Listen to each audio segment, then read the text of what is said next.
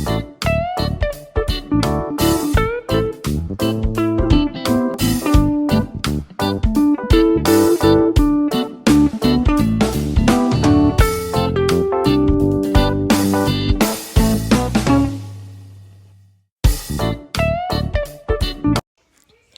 everyone! And here's our upo seedlings after 7 days. So as you can see, medyo nag-uot na yun siya no. So kinahanglan na nato siya i-transfer isa-isa aron mas mag-grow pa yun siya. So dili jud ko expert aning butanga. Actually this is my first time nga mo try og tanom-tanom. Wala ko na adik atong panahon sa mga plantitas days but na-realize na ako nga mahal naman ang mga utanon karon, so why not utan atong itanom mga utanon.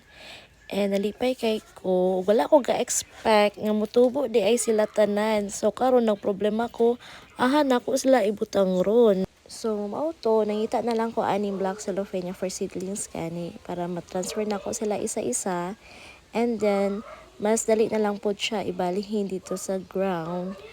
Inig mo tubo na gyud siya, makaugat na gyud siya. So ang problema nato karon asa tong ground. Susulayan nato if mo work ba, if diri lang nato sa kaang ibutang or diri sa kani bitang mga empty bottles sa distilled water, mineral water. So lantaw na to if maka-harvest o makatilaw ba gyud ta atong hinaguan.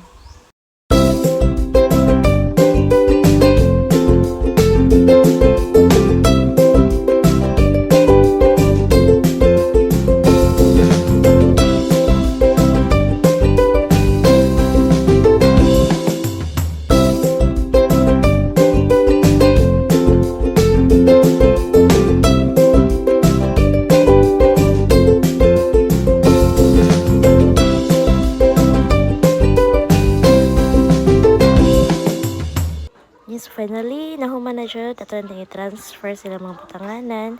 Ug mauna niya ang atong mga seedlings sa upo. Ayan. Napod tay tanglat. Napod tay. Kani itong kalabasa. I-transfer pa na ako ni ganina lang. Before sa upo.